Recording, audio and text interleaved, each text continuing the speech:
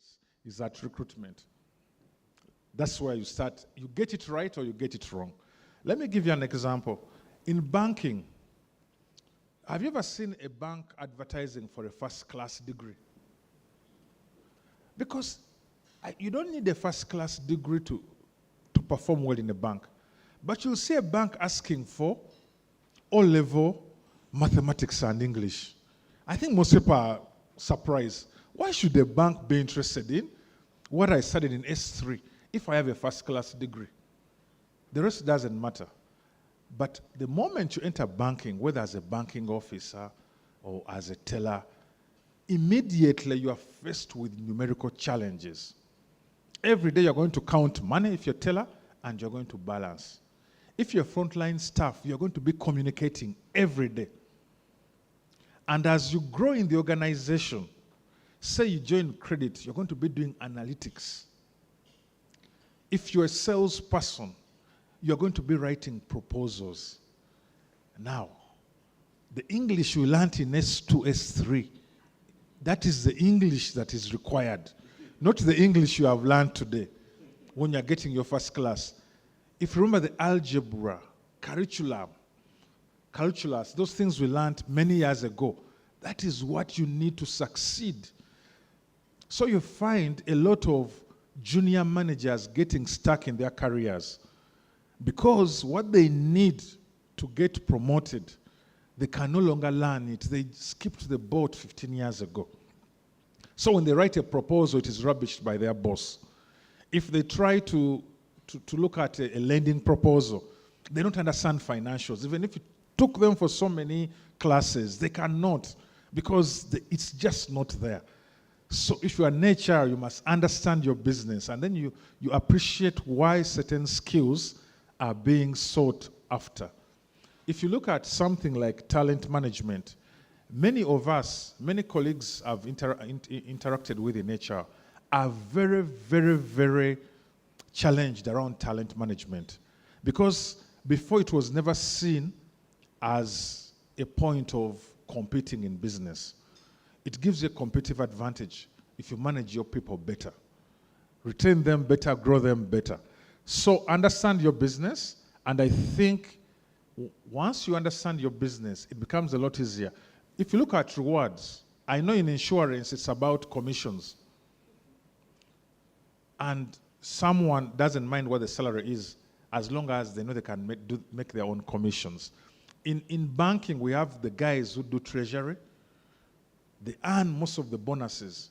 And for them, it's about bonus. They trade, and then one time I used to have a colleague, he was a Kenyan, and he was working in corporate finance, and he used to make money in bonuses. They would give him a target. When you give him a target at January, he would ask his boss to guarantee how much money is he going to get in bonus. That was the conversation. Then you won't see him again in 6 months. Because corporate finance, you're traveling, you're advising customers, you're trying to structure all sorts of things. Usually by September, he's met his targets.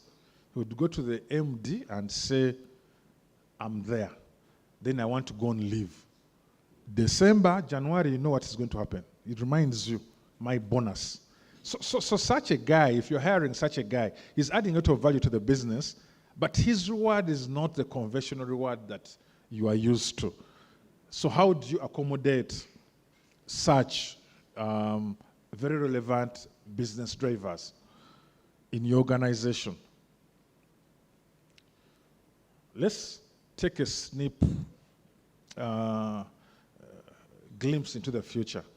Peter Drucker passed on about 15 years ago. He was, what would I say, an author or a management consultant. And today there are so many theories, management theories, that rotate around this guy, Peter Drucker. He was an American, adopted American, Austrian origin. But he says the best way to predict the future is to create it. If I ask you in this room, in your organizations, it is already the case. Because today, like for us, when we advertise for a role, we get 2,000 applications. So how do you screen 2,000 applications if you're going to do it manually? It's a lot of work. It's very tedious. There's that now to do this kind of work. Leave approvals, how you track employee productivity. That is very, very, very important. If you don't track employee productivity, then you may have a few challenges when you come to reward. And I'll give you an example. One time I was attending a session like this. I was an attendee, and there was a guy called Sunny Bindra. He's a very respected, I don't know, he's a coach or a management consultant in Kenya. Sunny Bindra said he worked for the former, was it Arthur Andersen then? In UK, in the late 70s, many years ago. He had a very close friend, his best friend in the organization. He was a very good performer. His friend was very unserious. His friend wasn't performing, but they were all working together, doing the same role. He said, in the morning, his boss called him and told him, you know, you've performed so well. I'm so proud of you. You're going to get a 30% salary increment. Sunny was very happy, excited. So he had the whole morning, over the moon, 30% is coming. Then at lunchtime, he runs into his friend, who is very unserious. He knows has done maybe less than half of what he has delivered. His friend tells him, by the way, Sunny, do you know what's going to happen? They're going to give me 30% salary increment. That was lunchtime. At 5 o'clock, Sunny had resigned from Arthur Andersen in London because he realized the organization is not, it is not fair. So if you don't have ways of measuring productivity, then you'll have a challenge managing people. That action alone destroys a person. Then you have the hybrid model. This was forced by COVID, but it is with us now. I don't think it will go back. Remote working. And remote working comes with a lot of demands in terms of how do you measure